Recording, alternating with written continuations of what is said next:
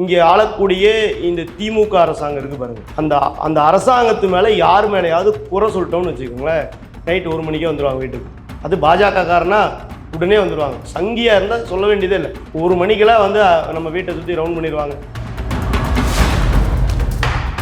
இவங்களை தாண்டி இவங்களுக்கு மேலே எந்த கருத்தும் சொல்லிடக்கூடாது, அதாவது குற்றம் சொல்லிடக்கூடாது. சொல்லிட்டா போதும், உடனே வந்து திரௌபதி மோகன்ஜி அவரை அரெஸ்ட் பண்ணிடுறோம். வாங்க பேசலாம் வாங்கன்னு கூட்டிகிட்டு போகிறது, போகிற வழியிலே வந்து உட்காருங்க விசாரணை கூட்டிகிட்டு போயிடுறது. அப்புறம் அவர் போனையே வாங்கி வீட்டுக்கு தகவல் சொல்கிறது. அந்த முருகரை வந்து இங்கே வேண்டாத மக்களே கிடையாது, அவ்வளோ பேர் பாத யாத்திரை போகிறோம். அந்த பழனி பஞ்சாமிரதத்தில் இப்படி ஒரு பிரச்சனை இருக்குது அப்படின்னு சொன்னால் நீங்கள் அதை ஆய்வுக்கு அனுப்பி கிடையவே கிடையாது, நாங்கள் தரமாக தான் இருக்கிறோம் நீங்கள் ப்ரூவ் பண்ணுங்கள். அதை விட்டு போட்டு குற்றச்சாட்டு சொல்கிற எல்லாத்தையும் அரெஸ்ட் பண்ணிங்கன்னா, இந்த வேங்கை வயல் அப்படிங்கிற ஒரு இடம் இருந்தது இல்லையா, மழை கலந்த அந்த தண்ணி குடித்தாங்களே, அந்த தண்ணியை 2 லிட்டர் அனுப்பணும், குடிக்க சொல்லணும். சார் குடிங்க, செத்து போக மாட்டேங்களே, குடிங்கன்னு சொல்லணும். திருமாவளவனே அவர்களே வந்து ஆட்சியில் பங்கு அதிகாரத்தில் பங்குன்ட்டு சீறி பாஞ்சு உள்ளே போயிட்டு அங்கே அவருக்கு பிளாஸ்டிக் சேர் கூட கொடுக்கல. மோடி அரசாங்கமே மதுக்கடையை மூடு அப்படிங்கிறார். அட மானம் கட்டவனே, உங்ககிட்ட தான் இருக்குது அந்த மதுக்கடை, நீயும் அந்த கூட்டணியில் தான் இருக்கிற, அது கூட தெரியாமல் மோடி அரசாங்கமே அப்படிங்கிற.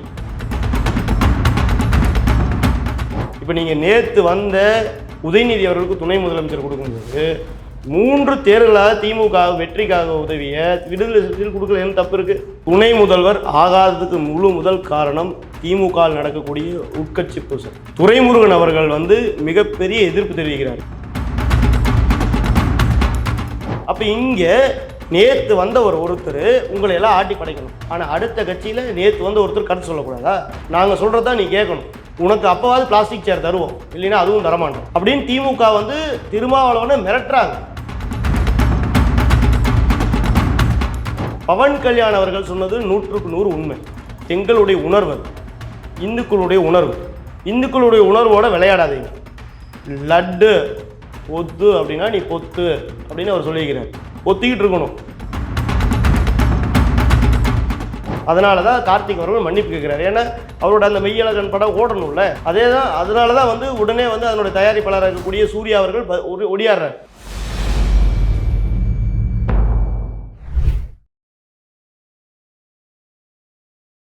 இளைய பாரத நேயர்களுக்கு வணக்கம். இன்னைக்கு நம்ம நேர்காணலில் நம்மளோட சிறப்பு விருந்தினர் நம்மளோட இணைஞ்சிருப்பது யாருன்னு பார்த்தீங்க அப்படின்னா, பாஜகவின் ஐடி விங் ஸ்டேட் செக்ரட்டரியான நம்ம விபின் பாஸ்கரன் அவர்கள் நம்மளோட இணைஞ்சிருக்காரு. சார் வணக்கம். சார் வணக்கம் சார். இன்னைக்கு காலைல அதிரடியாக வந்து மோகன்ஜி சார் அவர்கள் வந்து அரெஸ்ட் பண்ணப்பட்டிருக்காரு. எதற்காக அரெஸ்ட் பண்ணப்பட்டாங்க, எதுக்கு அதிரடி இந்த காலங்காத்தாலேயே போய் அவரை கூப்பிட்டு வரளவுக்கு என்ன மிகப்பெரிய தப்பு செஞ்சுட்டாரு சார் அவர்? அதாவது வந்து இந்திய இறையாண்மைக்கு எகைன்ஸ்டாக பேசுகிறவங்களாம் இங்கே சுதந்திரமாக இருக்காங்க. அதாவது நாட்டை வந்து பிளவுபடுத்தணும், இந்த தமிழ்நாட்டையே வந்து தனி மாநிலமாக பிரிக்கணும், இது வந்து ஒரு பாசிச பாஜக ஆளுது அப்படின்னு பேசுகிறோம்னா இங்கே சுதந்திரமாக இருக்கலாம். ஆனால் இங்கே ஆளக்கூடிய இந்த திமுக அரசாங்கம் இருக்குது பாருங்கள், அந்த அரசாங்கத்து மேலே யார் மேலேயாவது குறை சொல்லிட்டோம்னு வச்சுக்கோங்களேன், நைட்டு 1 மணிக்கே வந்துடுவாங்க வீட்டுக்கு. அது பாஜக காரனா உடனே வந்துடுவாங்க. சங்கியாக இருந்தால் சொல்ல வேண்டியதே இல்லை, 1 மணிக்கெல்லாம் வந்து நம்ம வீட்டை சுற்றி ரவுண்ட் பண்ணிடுவாங்க. என்னவோ இங்கே வந்து தீவிரவாதிகள்லாம் நிம்மதியாகிறான். நான் முன்னவே சொன்ன மாதிரி இந்த தீவிரவாதிக இன்றைக்கி பாருங்கள், இன்றைக்கி நம்ம பேசிகிட்டு இருக்கிற இந்த நேரத்தில் ஐஎன்ஏ வந்து சோதனை பண்ணிட்டு இருக்கிறாங்க. நம்ம சென்னையில், தாம்பரத்தில், தமிழ்நாட்டில் ஒரு 4-5 இடத்துல சோதனை பண்ணுறாங்க. அப்போது எந்த அளவுக்கு இங்கே வந்து தீவிரவாத கால் ஒன்றி இருக்குது பாருங்கள். இவங்களெல்லாம் விட்டுருவானுங்க. இது சங்கியாக இருக்கிறவன், பாஜக காரனாக இருக்கிறவன், இவனுக்கு எல்லாத்தையும் முதல் வேலையை அரெஸ்ட் பண்ணணும். ஏன்னா இவங்களை தாண்டி இவங்களுக்கு மேலே எந்த கருத்தும் சொல்லிடக்கூடாது, அதாவது குற்றம் சொல்லிடக்கூடாது. சொல்லிட்டா போதும், உடனே வந்து திரௌபதி மோகன்ஜி அவரை அரெஸ்ட் பண்ணிடுறோம். வாங்க பேசலாம் வாங்கன்னு கூட்டிகிட்டு போகிறது, போகிற வழியிலே வந்து உட்காருங்க விசாரணை கூட்டிகிட்டு போயிடுறது. அப்புறம் அவர் போனையே வாங்கி வீட்டுக்கு தகவல் சொல்கிறது. வீட்டில் அரெஸ்ட் பண்ணும்போதே சொல்ல மாட்டாங்க, சும்மா வாங்க பேசலான்னு கூட்டிகிட்டு போய் அப்படியே வண்டி ஏற்றி கூட்டிகிட்டு போயிடுறது. போகிற வழியில் வர்றது போலீஸான்னு தெரியாது. எவ்வளோ ஒரு மோசமான சூழ்நிலையில் தமிழகம் இருக்குது பாருங்கள். இதே கருத்தை இதே மாதிரி பேசினா வினோத் பி செல்வம் அவர்கள் மேலே கேஸ் போடுறது. என்ன மாதிரி கருத்துக்காக இவர் வந்து அப்போ அரெஸ்ட் பண்ணப்பட்டிருக்காரு சார்? இவர் சொன்ன கருத்து என்னென்னா, பழனி பஞ்சாமிரதத்தில் கருத்தடை மாத்திரைகள் கலந்துருக்கிறதா செவிவெளி செய்தி கிடச்சிருக்கு அப்படின்னு என்ன அர்த்தம்? பல பேர் சொல்கிறாங்க, அதை நீங்கள் வந்து அவர் ஒரு குற்றச்சாட்டாக வைக்கிறார். அப்போ என்ன பண்ணணும், சேவகர் பாபு அவர்கள் என்ன பண்ணணும், அந்த பஞ்சாமிர்தத்தை எடுத்து ஆய்வுக்கு அனுப்பி இதில் அந்த மாதிரி கிடையாது, யாரும் பயப்படாதீங்க அப்படின்னு சொல்லணும். அதை விட்டுட்டு இந்த மாதிரி கருத்து சொல்கிற குற்றஞ்சாட்டு சொல்கிற எல்லாத்தையும் அரெஸ்ட் பண்ணிடுறது. அப்போ என்ன ஆகும், இங்கே யாரும் குற்றம் சொல்ல மாட்டாங்க, இவங்க பண்ணுறது பண்ணிகிட்டே இருப்பாங்க. என்ன கலப்படம் பண்ணணுமோ அதை தெளிவாக பண்ணுவாங்க. எதுக்கு ஆள் இல்லைல்ல. அப்போது இவங்களுடைய வேலை என்ன, யார் குற்றச்சாட்டு சொன்னாங்களோ அவங்கள வந்து அரெஸ்ட் பண்ணிட்டோம்னா இங்கே வாய் அடைஞ்சிரும் அப்படிங்கிற மாதிரி ஒரு சூழ்நிலை. செல்வகுமார் அவர்கள் மேலே கேஸு. இப்படி பாஜகக்கார சங்கி யாராக இருந்தாலும் முதல் வேலையாக கைது பண்ணுறது. ஆனால் தீவிரவாதிகள், கொலை பண்ணுறவ, கொள்ளையடிக்கிறவ, பாலியல் வன்கொடுமை பண்ணுறவ அவன்லாம் சுதந்திரமாக இருப்பான் தமிழ்நாட்டில். அவனை யாரும் டச்சே பண்ண மாட்டாங்க. ஏன்னா ஒட்டு மொத்தமாக அவனுக்கு கூட திமுக காரனாக இருப்பான். அவனை எவனும் டச்சே பண்ண மாட்டாங்க. நல்லது பேசுகிறவங்க, இந்த மக்களுக்காக பேசக்கூடியவங்க, இவங்கள காலையில் 3 மணிக்கு அரெஸ்ட் பண்ணிடுவாங்க. இப்போ அவர் வந்து இந்த மாதிரி பழனி பஞ்சாமிரத்தில் கருத்தடை மாத்திரை கலந்துருக்காங்கன்னு யாரை வந்து சொல்ல வர்றாரு அந்த இடத்துல? அதாவது கருத்தடை மாத்திரைகள் கலந்துருக்குதுன்னு நிறைய பேர் எங்கிட்ட சொல்கிறாங்க. அது அவர் வந்து தெளிவாக விசாரிச்சுட்டு அதை சொல்லியிருக்கலாமே சார். அவர் இல்லை, சொல்கிற கருத்தை தானே சொல்கிறாரு, கலந்துருக்குது. ஏன்னா அவர் வந்து சொசைட்டியில் ஒரு மிகப்பெரிய ஒரு நீங்கள் சொல்கிற மாதிரி ஒரு சங்கியாகவே வந்து பார்க்கப்படுறாரு. அந்த இடத்துல நீங்கள் பேசும்போது கரெக்டாக நீங்கள் பார்த்து பேச வேண்டிய சுச்சுவேஷன் இருக்கணும்ல அவர். இல்லைங்க, இங்கே வந்துங்க பிரைம் மினிஸ்டரை பற்றி பேசாத வாய் இருக்கா? கேவலமான வார்த்தைகளை பேசாத வாய் இருக்கா? அதானி ஆகட்டும், அம்பானி ஆகட்டும், அவருடைய பினாமி மோடி அவர்கள் சொல்லாதவன் இருக்கானா தமிழ்நாட்டில்? இதை விட கேவலமாக பேசணுங்களா இருக்காங்க. அதான் சார், நிறைய எச்ராஜா பிரஸ் மீட் கூட சொன்னார். புரியுதுங்களா? வந்து மோடி பீஸா வெட்டிடுவோம்னு சொன்னார். இது இந்தி இறையாண்மைக்கு எகென்ஸ்ட் ஆனது இல்லையா? எவ்வளோ கேவலமான வார்த்தைகளை இவங்கெல்லாம் பயன்படுத்தியிருக்காங்க. புரியுதுங்களா? அப்போது இங்கே வந்து அவர் ஒரு செய்தி சொல்கிறாங்க மக்கள்கிட்ட. ஏன்னா அவர்கிட்ட சொன்னால் ஏதாவது நடவடிக்கை எடுப்பார் அப்படிங்கிற ஒரு நம்பிக்கையில் சொல்கிறாங்க. அவர் கேட்குறாரு, கேள்வியாக கேட்குறாரு, இந்த மாதிரி இருக்குது, இது உண்மையா இல்லையான்னு கேட்குறாரு. செவிவெளி செய்தியாக கிடைக்குது எனக்கு, இது உண்மையா இல்லையான்னு கேட்குறாரு. ஏன்னா பழனி பஞ்சாமிர்தத்துடைய தரம் வந்து இப்போ நாளுக்கு நாள் வந்து ரொம்ப கேவலமாக இருக்குது. அதையே மேற்கோள் காட்டி அவர் சொல்கிறார், இதில் கலந்துருக்கிறது இந்த மாதிரி இருக்குதுன்னு சொல்கிறாங்களே, இதை பற்றி நீங்கள் என்ன சொல்கிறீங்க அப்படின்னு கேட்டால் இவர் உடனே என்ன பண்ணணும், ஒரு அறிக்கை கொடுக்கணும். இல்லைங்க அப்படி கிடையாது, தவறுங்க அப்படின்னு சொல்லணும். இல்லையா, ஒரு ஆய்வுக்கு அனுப்பி அந்த பழனி பஞ்சாமிரத்தில் இதெல்லாம் கிடையாது, மூலப்பொருட்கள் நாங்கள் இங்கேருந்து வாங்குகிறோம் அப்படின்னு வெளிப்படையாக சொல்லலாம்ல. ஏன் இந்த டவுட் வருது அப்படின்னா, அந்த யார் திருப்பதியில் அந்த லட்டு செய்கிறதுக்கு நெய் கொடுக்குறாங்களோ, எந்த கம்பெனி மேலே அந்த குற்றச்சாட்டு இருக்குதோ அந்த நெய்யில் மிருகத்துடைய கொழுப்பு கலந்துருக்கு, அதாவது மாட்டுடைய கொழுப்பு கலந்துருக்கு, பன்றியோட கொழுப்பு கலந்துருக்கலாம் இப்படின்னு எந்த கம்பெனி மேலே அந்த ஏஆர் டைரி அப்படிங்கிற அந்த கம்பெனி மேலே குற்றச்சாட்டு சொல்கிறாங்களோ அந்த கம்பெனியுடைய உரிமையாளர் ராஜசேகர் அவர்கள் பழனி அறங்காவலர் குழு உறுப்பினராகிறார். இது யதார்த்தமாக வரக்கூடிய சந்தேகம் தானே. நீங்கள் வேறு மாநிலத்தில் இருக்கக்கூடிய கோயிலுக்கே நீங்கள் அனுப்புகிறீங்க அப்படின்னா அது எப்படி? இந்தியாவிலேயே மிகப்பெரிய ஒரு பெரிய புகழுக்குண்டான கோயில், உலக மக்கள் எல்லாம் வந்து இங்கே வந்து சாமியை அந்த வெங்கடாச்சலபதியை பார்த்து நாள் கணக்காக காத்திருந்து சாமியை பார்த்துட்டு போகிறாங்க. அப்படிப்பட்ட ஒரு புகழ்மிக்க அந்த கோயிலுக்கே நீங்கள் அனுப்புகிறீங்க அப்படின்னா பழனி பஞ்சாமிரத்துக்கு என்ன பண்ணுவீங்க? ஏன்னா ஆந்திராவுக்கு எப்படி வந்து திருப்பதியோ அப்படி தமிழ்நாட்டுக்கு மிகப்பெரிய சொத்து பழனி. அந்த முருகரை வந்து இங்கே வேண்டாத மக்களே கிடையாது, அவ்வளோ பேர் பாத யாத்திரை போகிறோம். அந்த பழனி பஞ்சாமிரதத்தில் இப்படி ஒரு பிரச்சனை இருக்குது அப்படின்னு சொன்னால் நீங்கள் அதை ஆய்வுக்கு அனுப்பி கிடையவே கிடையாது, நாங்கள் தரமாக தான் இருக்கிறோம் நீங்கள் ப்ரூவ் பண்ணுங்கள். அதை விட்டுப்பாட்டு குற்றச்சாட்டு சொல்கிற எல்லாத்தையும் அரெஸ்ட் பண்ணீங்கன்னா இது வந்து மோகன்ஜி அவர்கள் இப்போ ரீசெண்டாக பேசுனது இல்லை, எப்பயோ பேசின விஷயம். இப்போ பேசுனதுக்காக அரெஸ்ட் பண்ணியிருக்காங்க. இது வந்து இங்கே கொடுங்கோல் ஆட்சி நடக்குது. அதாவது இன்றைக்கி பேசக்கூடிய இந்த ஊடகங்கள்லாம் இருக்கிறாங்க பாருங்கள், இந்த ஊடகங்கள்லாம் இதை எடுத்து பேசணும். தவறு பண்ணுறாங்க, அரசாங்கம் தவறு பண்ணுது அப்படின்னு அந்த சொல்ல வேண்டிய இடத்துல இருக்கக்கூடிய அந்த ஊடகங்கள் இன்றைக்கி அரசாங்கத்துக்கு துணை போகுது, வாயடைச்சு நிற்கிறாங்க. இதே மோடி அரசாங்கம் எதாவது செஞ்சிட்டாங்கன்னா அந்த கோமாலேருந்து குதிச்சவ மாதிரி எல்லாம் குதிப்பானுங்க. ஆனால் இங்கே திமுக அரசாங்கம் என்ன தவறு பண்ணாலும் அதை மூடி மறைக்கக்கூடிய வேலைகளை இங்கே தெளிவாக செய்கிறாங்க. இங்கே திருப்பதி லட்டுக்கே பாருங்கள், நெல்சன் சேவியர் என்ன சொல்கிறார், என்னங்க லட்டு தானுங்க அப்படிங்கிற எவ்வளோ கேவலமான வார்த்தைகள். அது மக்களுடைய நம்பிக்கை. பிரசாதம், லட்டுங்கிறது வேற, பிரசாதங்கிறது வேற. ஒரு லட்டு கொடுத்தாங்கன்னா நம்ம வாட்டுக்கு எடுத்து சாப்பிட்ருவோம், ஒரு கடையில் ஸ்வீட் கடையில் வாங்கினா லட்டு எடுத்து சாப்பிட்ருவோம். ஆனால் பிரசாதங்கிறத வந்து கண்ணில் ஊற்றி அந்த கடவுளே வந்து நம்மளுக்கு கொடுத்ததா நினச்சி சாப்பிடுவோம். இந்துக்களுடைய அது வந்து மிகப்பெரிய நம்பிக்கை. நம்ம வந்து திருப்பதி போயிட்டு வந்த மாதிரி நம்புவோம் அதை. அந்த அந்த எண்ணங்கள் நம்மளுக்கு அப்படி இருக்கும். அதை சாப்பிடும்போது அவரே நம்மளுக்கு தரிசனம் கொடுத்த மாதிரி ஒரு எண்ணம். அந்த எண்ணத்தை எவ்வளோ கேவலப்படுத்துகிறாங்க. அது சேலத்தில் இருக்கக்கூடிய அந்த பியூஷ் மானுஸ் அவர் என்ன பீப் சாப்பிட்டீங்களா அப்படின்னு எவ்வளோ கேவலம் பேசுகிறான். அவனை எல்லாம் பிடிச்சி தூக்கு தண்டனை கொடுக்கணுங்கிற. அப்போ தான் இதெல்லாம் குறையும். இந்த மாதிரி ஆளுகளுக்கெல்லாம் யார் யார் இந்த திருப்பதி லட்டுக்கு எகைன்ஸாக பேசுகிறாங்களோ அவங்களுக்கெல்லாம் இந்த வேங்கை வயல் அப்படிங்கிற ஒரு இடம் இருந்தது இல்லையா, அங்கே அந்த மக்கள் தண்ணி குடித்தாங்க இல்லையா, மழை கலந்த அந்த தண்ணி குடித்தாங்கள்ல, அந்த தண்ணியை 2 லிட்டர் அனுப்பணும், குடிக்க சொல்லணும். சார் குடிங்க, செத்து போக மாட்டேங்கள, குடிங்கன்னு சொல்லணும். அப்போ தான் அவங்களுக்கு என்னன்னு தெரியும். புரியுதுங்களா? இது எவ்வளோ ஒரு அபத்தம். சரி, ஓகே சார். அப்படி ஒரு பிரச்சனை இப்படி போயிட்டு இருக்கும்போது இன்னொரு பக்கம் தமிழ்நாட்டில் மிகப்பெரிய சர்ச்சையாக இருக்கிற விஷயம் என்ன அப்படின்னா, ஆதவ் அர்ஜுனா அவர்கள் வந்து ஒரு தனியார் தொலைச்சிக்கு பேட்டி கொடுக்கும்போது இந்த மாதிரி வந்து ஏன் சினிமா நடித்த 4 வருஷம் ஆன அவருக்கெல்லாம் வந்து துணை முதலமைச்சர் கொடுக்கும்போது 30 வருஷமாக உழைச்சிக்கிட்டு இருக்க எங்கள் திருமாவளவனுக்கு ஏன் துணை முதலமைச்சர் பதவி கொடுக்கக்கூடாதுன்னு கேட்டிருக்காரு. அது எப்படி பார்க்குறீங்க? அதாவது விசிக்கால ஒரு மானசன் இருக்கிறதா பார்க்குறேன் நான். ஏன்னா திருமாவளவனே அவர்களே வந்து ஆட்சியில் பங்கு அதிகாரத்தில் பங்குன்ட்டு சீறி பாஞ்சு உள்ளே போயிட்டு அங்கே அவருக்கு பிளாஸ்டிக் சேர் கூட கொடுக்கல. எங்கே சார்? ஸ்டாலின் அவர்கள் பார்க்க போகும்போது. புரியுதுங்களா? வெளியில் வந்து உடனே பிளாஸ்டிக் சேர் கொடுக்கல, பேச முடியலங்க. உடனே வெளியில் வந்து என்னங்கிறாரு, மோடி அரசாங்கமே மதுக்கடையை மூடு அப்படிங்கிறார். அட மானம் கட்டவனே, உங்ககிட்ட தான் இருக்குது அந்த மதுக்கடை, நீயும் அந்த கூட்டணியில் தான் இருக்கிற, அது கூட தெரியாமல் மோடி அரசாங்கமே அப்படிங்கிற. இது எவ்வளோ வெக்கக்கேடானது. அதாவது இது மாநில பட்டியல் இருக்குதா மத்திய பட்டியல் இருக்குதானே தெரில. சரி, நீங்கள் வந்து மத்திய அரசாங்கம் ஆர்டர் போட்டால் தான் மூடுவேன்னா சரி, நீட்டு வந்து தேசிய அளவில் தானே இருக்குது, அதையே எதிர்க்கிறீங்க.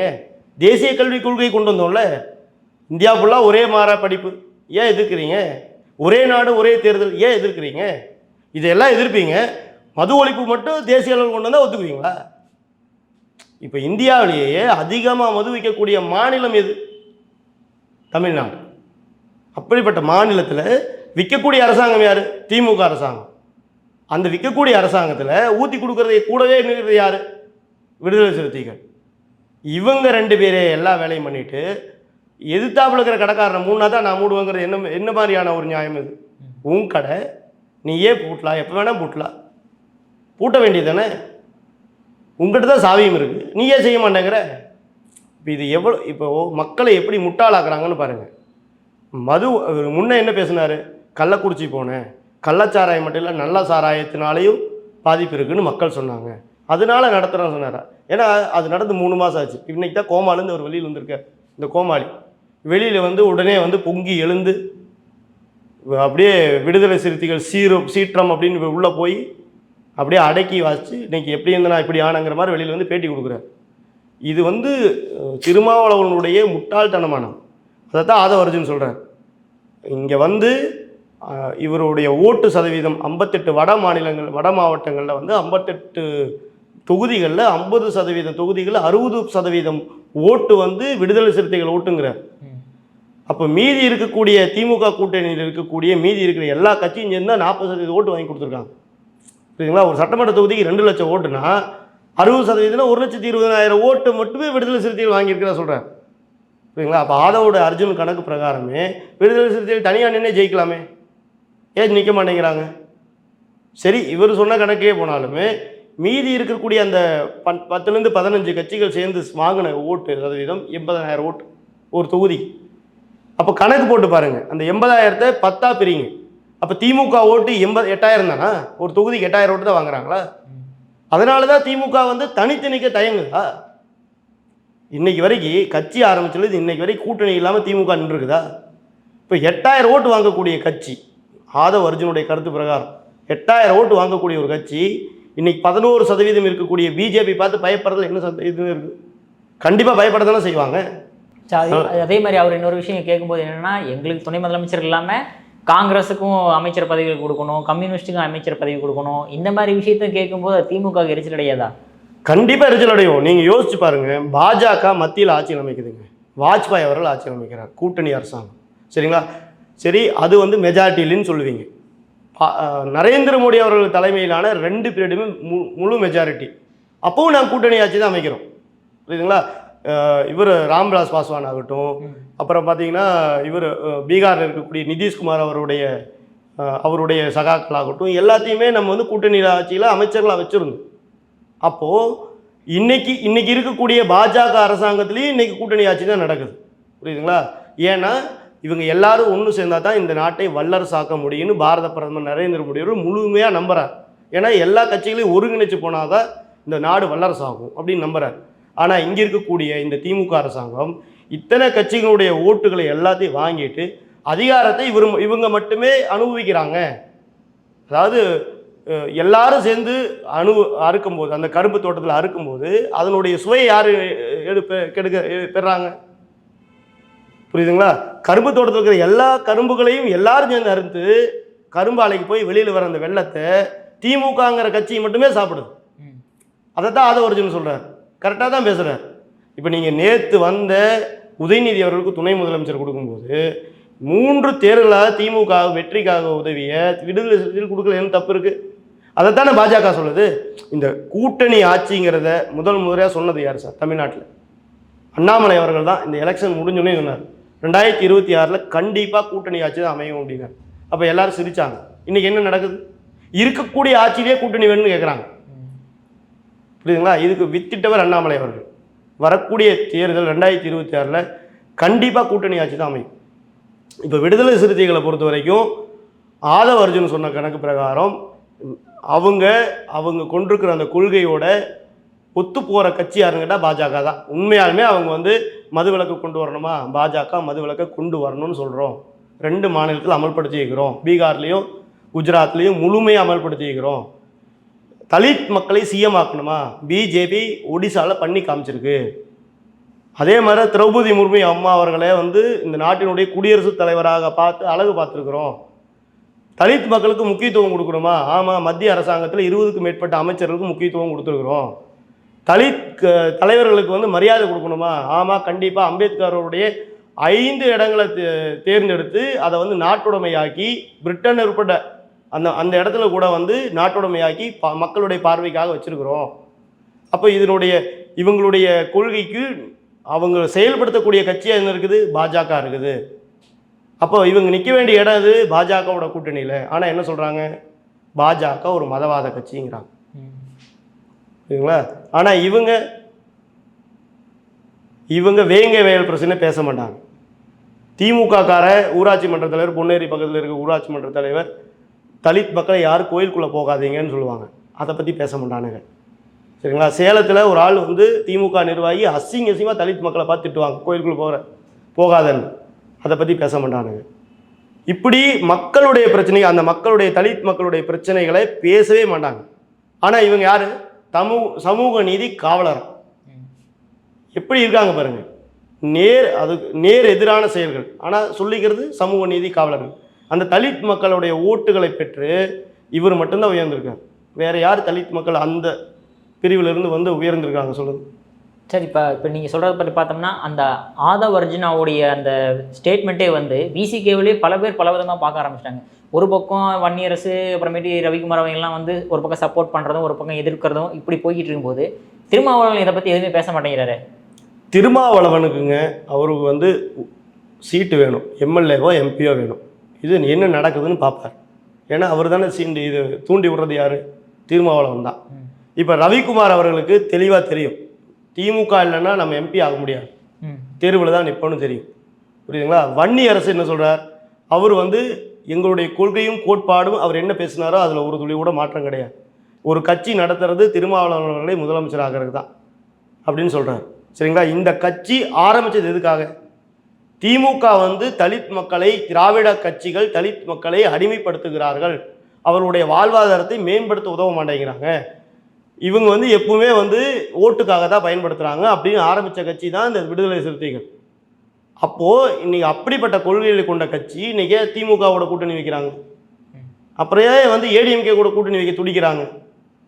இவங்களுடைய எண்ணங்கள் எல்லாம் இன்றைக்கி எப்படி மாறி நிற்குது அப்படின்னா, பதவி சுகத்தை அனுபவிச்சங்காட்டிக்கு எம்எல்ஏ ஆகணும், எம்பி ஆகணும், அந்த மக்கள் எப்படி எக்கேடு கட்டு போனாலும் எந்த விதமான கவலையும் கிடையாது.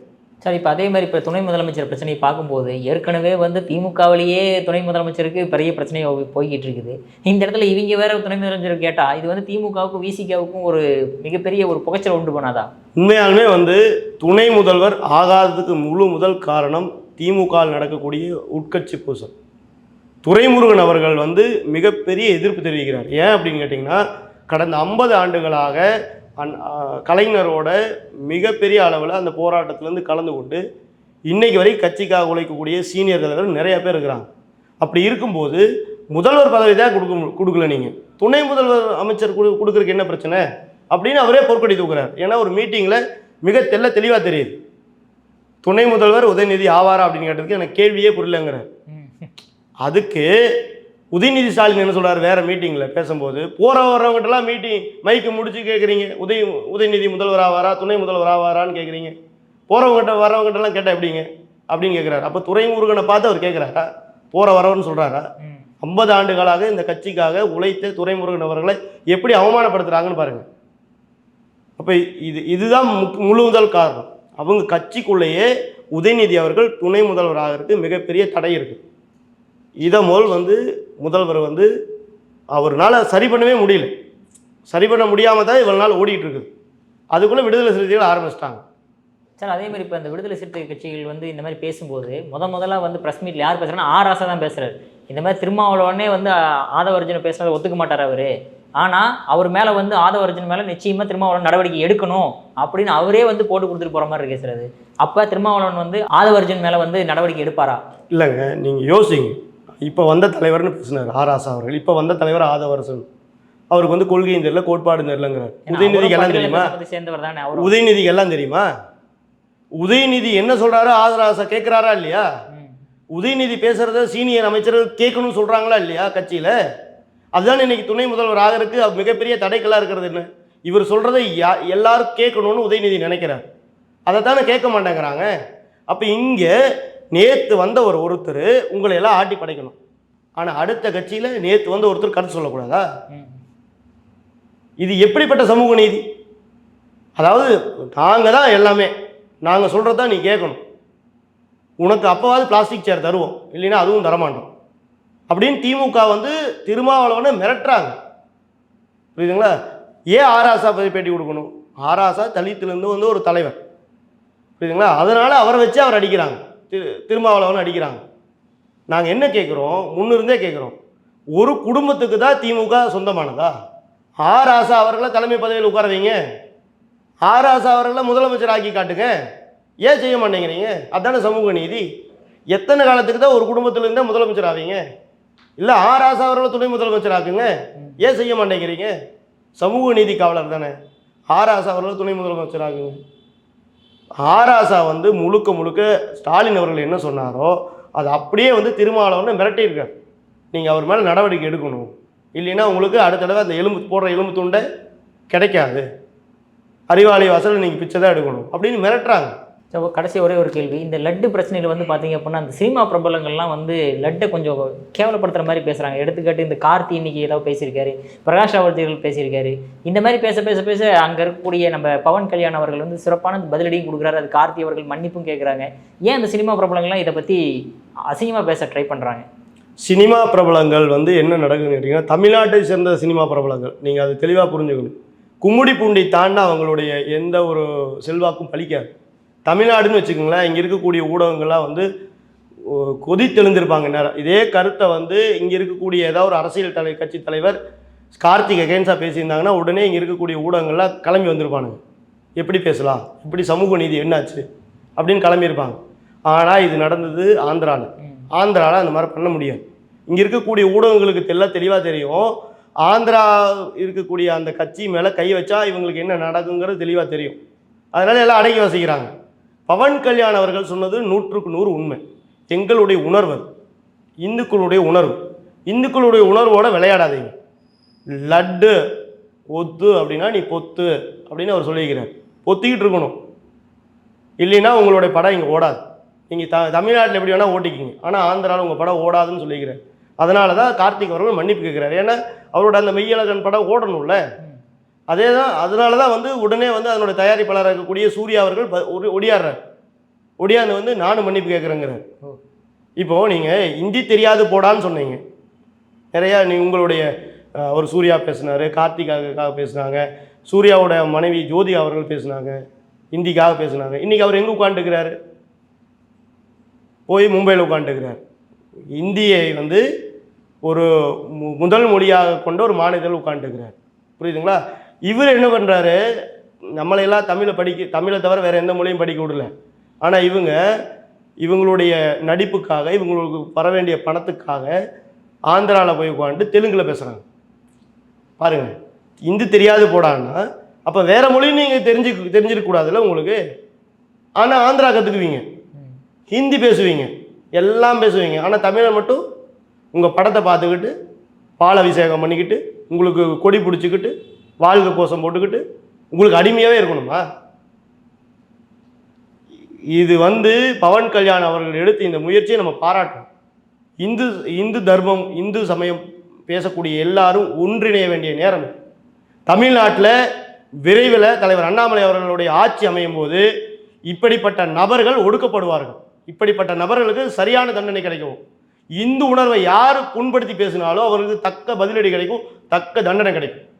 இது சம்பந்தமாக அண்ணாமலை அவர்கள் அங்கிருந்து ஒரு சின்ன ட்வீட் போட்டிருந்தாலும் கூட எல்லாருமே இங்கே சந்தோஷப்பட்டிருப்பாங்க சார். ஆனால் இதை பற்றி எதுவுமே பேசவே இல்லை. கண்டிப்பாக நீங்கள் அவருடைய ஃபயரை அவர் தமிழ்நாடு வந்தோன்னே தெரியும் உங்களுக்கு.